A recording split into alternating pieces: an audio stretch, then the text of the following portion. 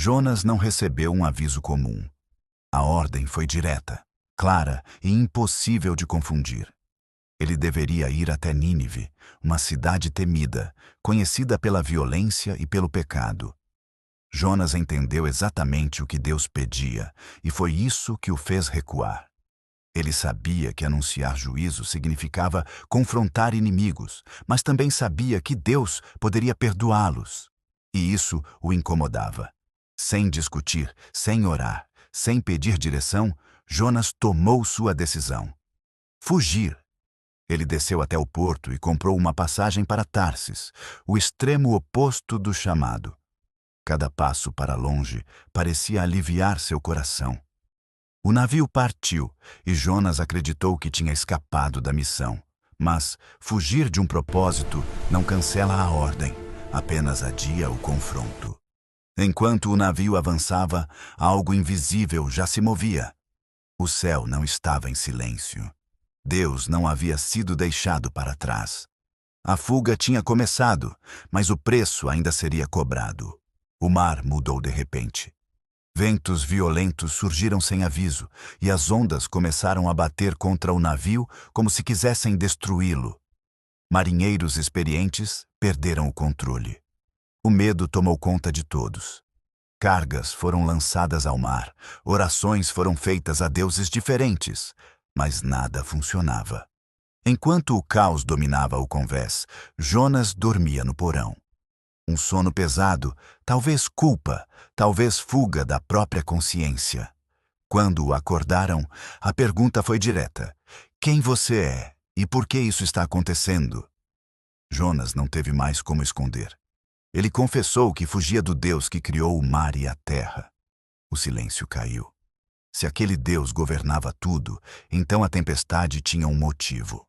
Jonas entendeu antes de todos. A culpa era dele.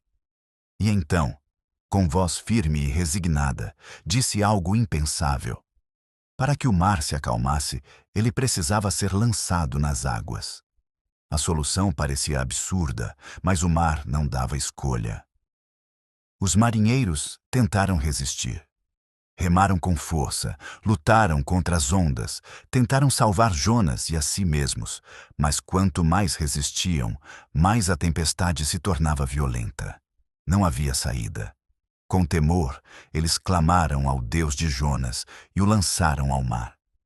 No mesmo instante, o vento cessou. As ondas se acalmaram, o silêncio voltou. Jonas afundava, a água o envolvia, a escuridão tomava tudo. Era o fim, ou parecia ser. Do abismo surgiu algo impossível. Um grande peixe preparado para aquele momento engoliu Jonas por completo. Nenhuma luta, nenhum escape, apenas escuridão total. O profeta agora estava vivo dentro do impossível, sem controle, sem direção, sem fuga. O fundo do mar se tornou sua prisão. O lugar onde não há orgulho, nem justificativas. Apenas um homem diante das consequências de sua escolha. 3 dias e 3 noites.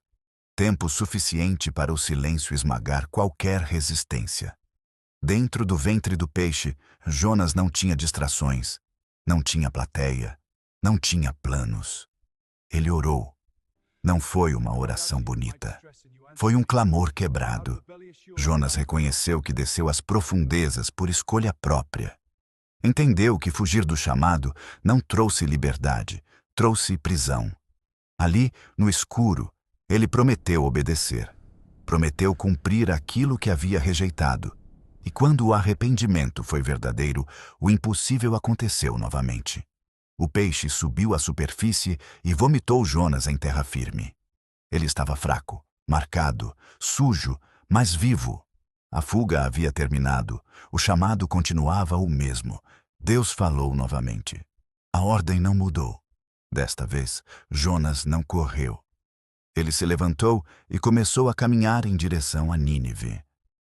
Nínive era grande, poderosa e corrupta. Jonas entrou na cidade carregando uma mensagem simples e direta. Em 40 dias, Nínive seria destruída. Não houve discursos longos, nem argumentos elaborados. Apenas verdade crua. Algo inesperado aconteceu. O povo ouviu. O arrependimento se espalhou rapidamente, do mais simples ao mais poderoso. O rei se levantou do trono, tirou suas vestes e se humilhou. Um decreto foi proclamado. Todos jejuariam, todos clamariam a Deus e abandonariam seus maus caminhos. A cidade, conhecida pela violência, agora se curvava em arrependimento. Deus viu aquilo, e o juízo anunciado foi suspenso. A destruição não veio. A misericórdia venceu. O que deveria ser vitória se tornou revolta. Jonas ficou indignado. Ele sabia que Deus era misericordioso, e isso o incomodava profundamente. Em vez de celebrar vidas salvas, ele desejou a destruição que não aconteceu. Sentou-se fora da cidade, esperando o castigo que não veio. Deus, então, fez crescer uma planta para dar sombra a Jonas, e ele se alegrou. No dia seguinte, a planta secou. O sol queimou sua cabeça. Jonas reclamou novamente. Sua dor era mais forte pela perda da sombra do que pela possível perda de milhares de vidas. O coração do profeta estava exposto.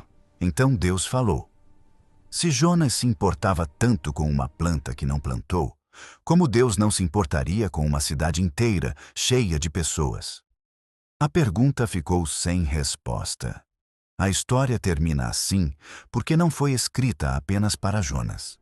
Ela confronta quem escuta. Fugir do chamado gera tempestades. A obediência pode salvar até quem julgamos indigno. E a misericórdia de Deus alcança lugares onde o coração humano reluta em aceitar. Jonas saiu do ventre do peixe, mas ainda precisava sair do próprio orgulho. E essa decisão continua aberta até hoje. Se essa história falou com você, curta este vídeo, compartilhe com alguém que precisa ouvir essa mensagem e continue acompanhando o canal para mais histórias bíblicas profundas, impactantes e cheias de significado. Aqui, cada história é um chamado.